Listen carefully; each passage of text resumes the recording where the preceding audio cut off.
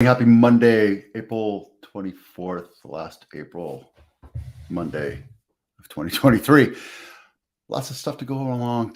We're going to talk about the do-gooders that get punished for doing the right thing and living underneath their means.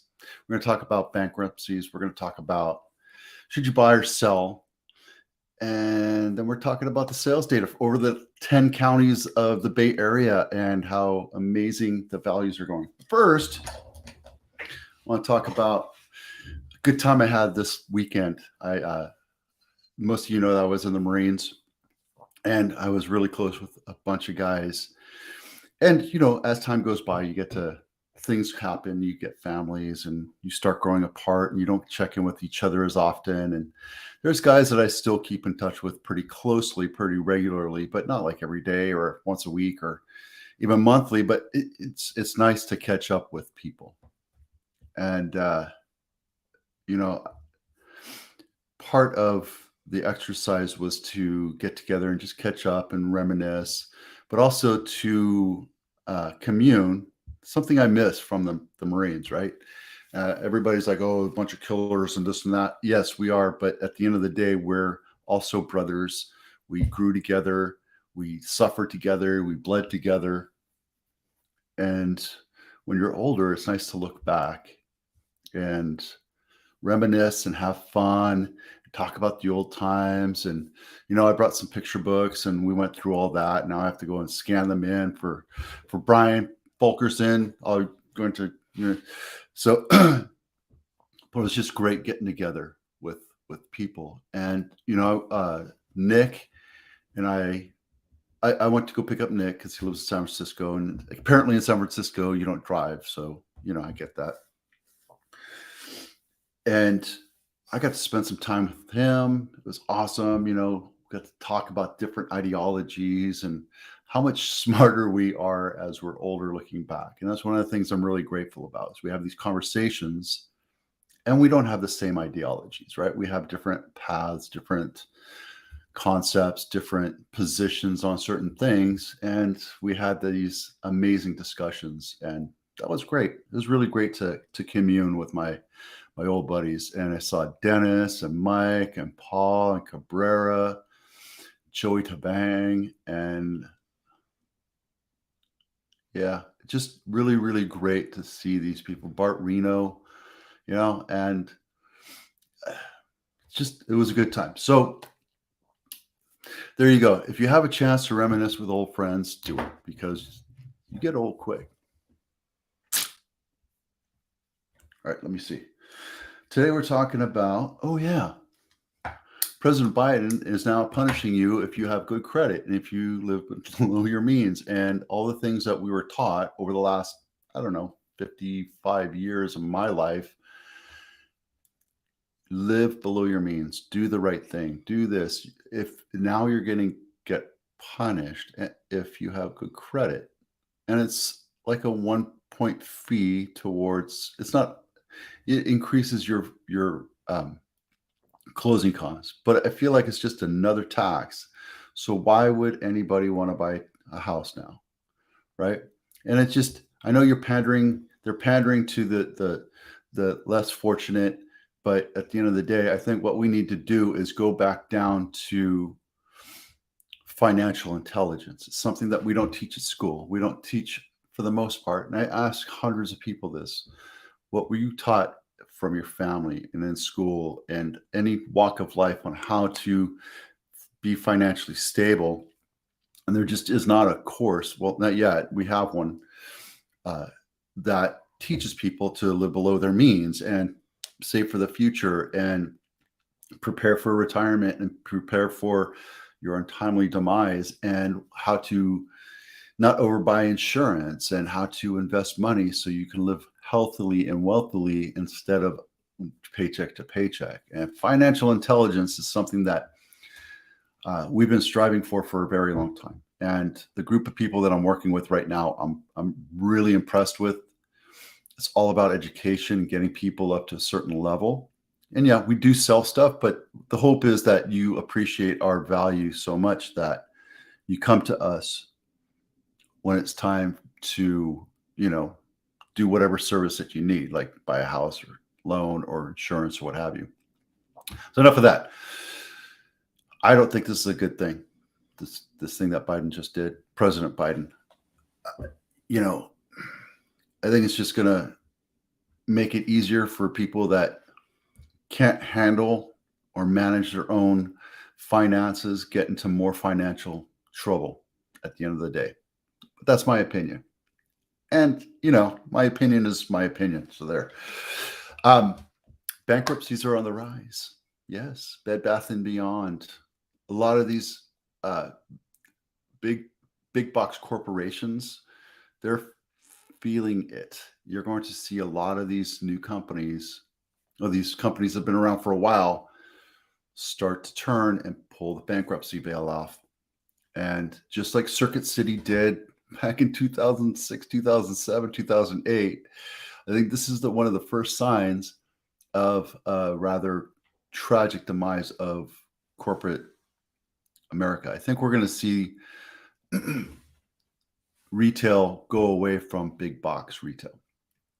I think what we're going to see is more satellite places and more warehouse shipping through Amazon, through their own channels, that kind of thing. So I think that's what's going to happen. What's going to happen to the big box retail places like Best Buy and Walmart, and Sears is gone. JCPenney's is kind of gone. They're going to get shipped into grocery outlets or furniture stores or gyms, just like what's happening at Oak Ridge Mall, right? That was Sears for the longest time. Now it just got separated into 3 separate companies serving 3 different purposes, and they're all doing very well for themselves. So there you go. Should you buy or should you sell? That's a great question. Let me put on my eyeballs because I have some notes that I want to walk. And everybody comes to me and ask me that question, right? Oh, by the way, here's a quick pic of all the buddies I served with. Most of them.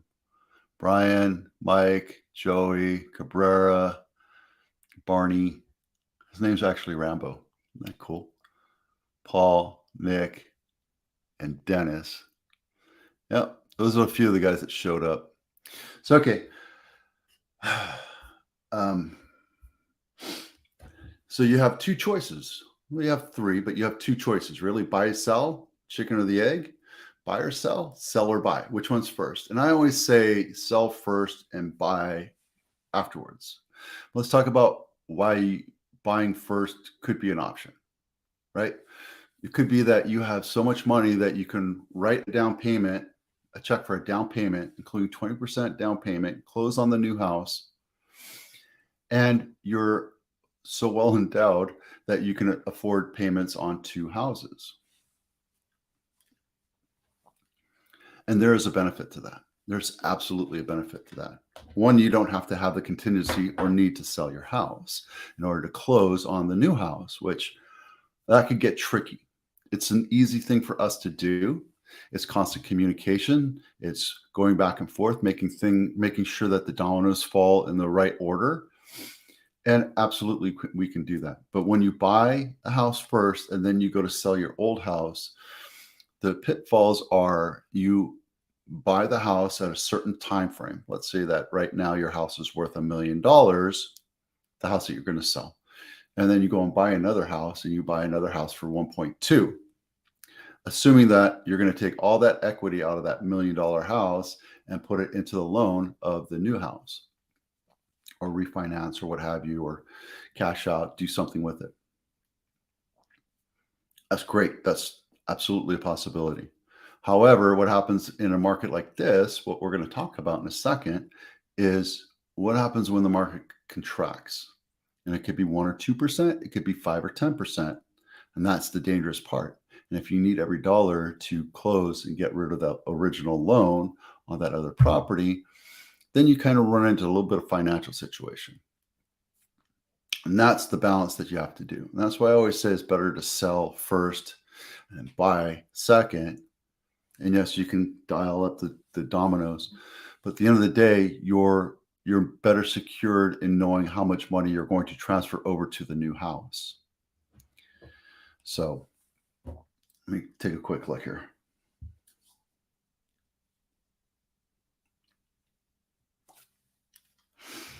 So the other option too is you can always sell it to a corporation or an investor or what have you, but then you don't put the house on the market and you don't truly know what the value of the house is.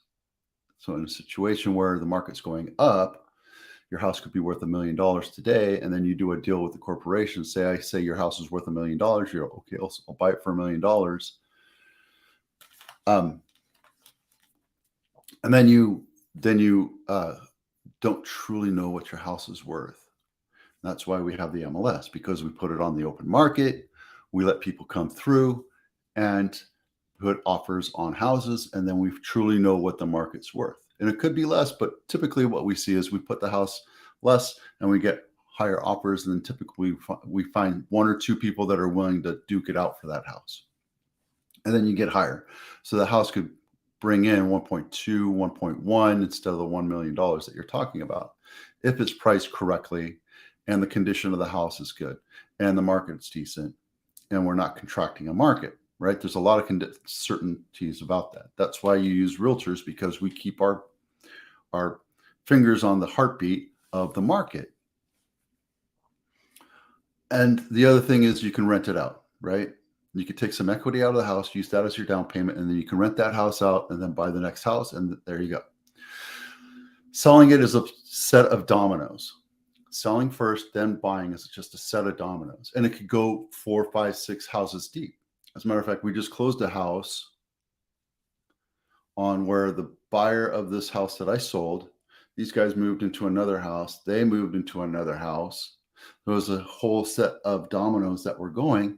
And it was a massive undertaking of communication back and forth and delays and what's going on. And all of a sudden the agent on that side disappeared. So I'm saying, hey, the agent disappeared, and this other agent started freaking out. I'm like, no, it's normal.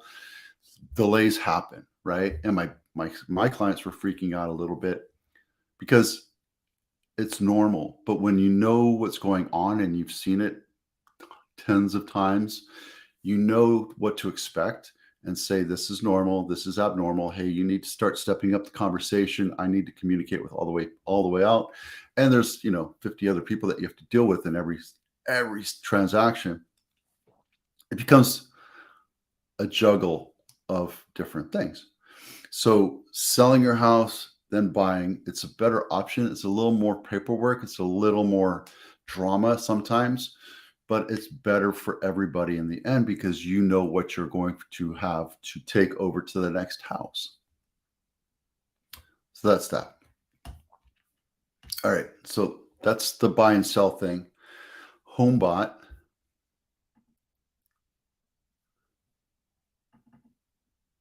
Let me get this real quick. Go back to my thing. Okay. HomeBot. If you want to know what your house is worth, yes, this is a commercial. Pop your address there. Give me your email, and I'll send this to you once a week or once a month. And then I'll also follow it up with a very tight valuation based 10% on your house and all that other stuff. And we'll make sure that you know what your home is worth. You can't use this as an appraisal. You can't use this as a valuation if you want to challenge the county. I have to do something called a broker price opinion. I'm happy to do that for you. But this is just a nice thing to keep an idea of what your home value is worth. All right, for that. Home sales. Now, this week. I changed things up a little bit, which is why I'm running late. I changed things up a little bit so that you can see this week, and then we're seeing averages now. Right? We're starting to see averages from last year, average year to date, and average 22, average sales price for 22, right? So the average sales price for San Mateo County is 2.49. Last year, there was 2.47. So we're up just a little tiny bit.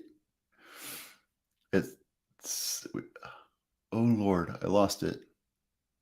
We had 53 closes in San Mateo last week. I deleted that. What did I do with it? Okay, I'll get that back for you next week. Marin County, same thing. down a little bit, or it's actually up from a little bit from last year, but it's down from the beginning or from last year, right? We're all seeing numbers down except for San Mateo. San Mateo is doing really well. Santa Clara is down 94% year to date, or from 22 year to date is 97%. And then Alameda County is 88%. These two in yellow, I think I mentioned it last week. We had the same thing. The numbers from Rapatonia and different MLS are coming in differently. So like this number came in different, right? These are incorrect numbers. See, we're at a million, and all of a sudden we're 1.5 and we're back down. So things are changing. It's back down to normal. But this one, 2 weeks ago, it was reporting almost $5 million, right? Or 500 million. Now it's up to 1 billion. So they doubled it somewhere. They put a decimal point somewhere. They messed up. Human error happens all the time. I catch it on the MLS with listing agents all the time. And I let them know, and I let the MLS know. It's not like I'm policing them, trying to get them into trouble. It's human nature. We're human. We're trying to do the best thing we can. We're trying to police each other, trying to make sure that we stay standard. All right. Sorry about my coffee hair. That's it for April 24th, 2023. I'm Vito Scarnecchia with Abitano. We'll see you out there. Have a great day and have an amazing